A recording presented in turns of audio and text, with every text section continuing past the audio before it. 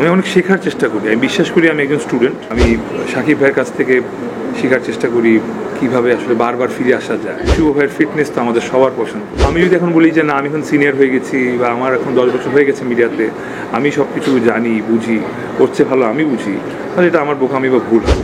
আমরা জানি আপনার আইডল শাকিব খান। অবশ্যই সম্প্রতি তার সাথে আপনার দেখা হয়েছে, কি কথা হয়েছিল? অ্যাক্টিং ক্ষেত্রে আমি নিশো ভাইয়ের দ্বারা অনেক ইন্সপায়ার হয়েছি, কিন্তু অনেক কাছ থেকে পেয়েছি। আর ফিরে আসার ক্ষেত্রে আমি সাকিব ভাইয়ের কাছ থেকে ইন্সপায়ার হয়েছি। আচ্ছা, আমি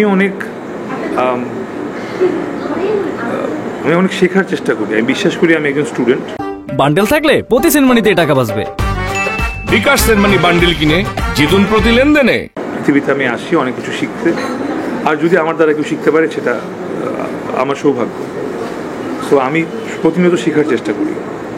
আমি সাকিব ভাইয়ের কাছ থেকে শেখার চেষ্টা করি কিভাবে আসলে বারবার ফিরে আসা যায়, বারবার নিজেকে চেঞ্জ করা যায়। আমি নিশো ভাইয়ের কাছ থেকে দেখেছি কীভাবে কাছ থেকে অভিনয় নিয়ে কত গভীরভাবে ভাবা যায়। শুভ ভাইয়ের ফিটনেস তো আমাদের সবার পছন্দ। এমনকি আমার ফ্রেন্ড সিয়াম, ওর কাছ থেকে আমি শিখি যে কীভাবে ডেডিকেশন থাকলে আসলে একটা জিনিসকে পসিবল করা যায়। একটা কাজের পিছনে লেগে থাকলে কীভাবে সেটা যতই অসম্ভব হোক, প্রতিকূলতা যতই থাকুক, সেটা কীভাবে পেরিয়ে ওঠা যায়। আসলে সব কিছু থেকে আমি শিখি। ইনফ্যাক্ট নতুন যে ছেলেগুলো আসে, আর নাম না নেই, নতুন যে ছেলেগুলো আসে যারা এখন অভিনয় করছে, নাটকে বলেন সিনেমায় বলেন, তাদের থেকেও আমি শিখি। কারণ ওরা নতুন কিছু নিয়ে আসে, সো আমাকে আবার আপডেট হতে হবে। আমি যদি এখন বলি যে না আমি এখন সিনিয়র হয়ে গেছি বা আমার এখন 10 বছর হয়ে গেছে মিডিয়াতে, আমি সব কিছু জানি বুঝি, করছে ভালো আমি বুঝি, তাহলে এটা আমার বোকামি বা ভুল হবে। তো আমি শিখি সবার কাছ থেকে সারাক্ষণ। সো দ্যাট ইজ ওয়াই এই মানসিকতা আমার আসছে আসলে কোভিডের পরেই।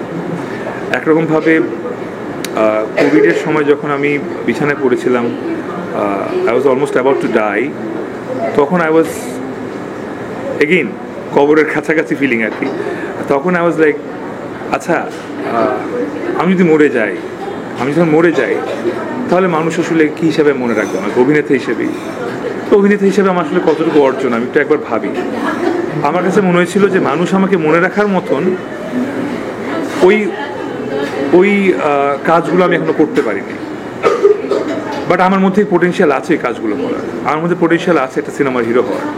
আমি এখন নাটক করছি, বাট আমি ফিল্ম করতে চাই। বারবার বলি, হয়তো এই কাজটার পর মানুষ হয়তো আমার উপর আরও ভরসা পাবে।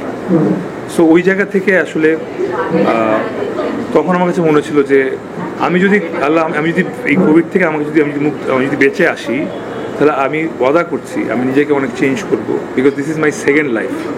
আর বারবার আল্লাহ সুযোগ দেন না, যেহেতু সুযোগ দিয়েছেন, ওয়ান বাই ওয়ান আমি চেষ্টা করেছি নিজেকে চেঞ্জ করার। এটা অনেক বড় একটা রেজাল্ট ছিল গত বছরের এই বছরের মেরিল প্রথম আলো অ্যাওয়ার্ডটা।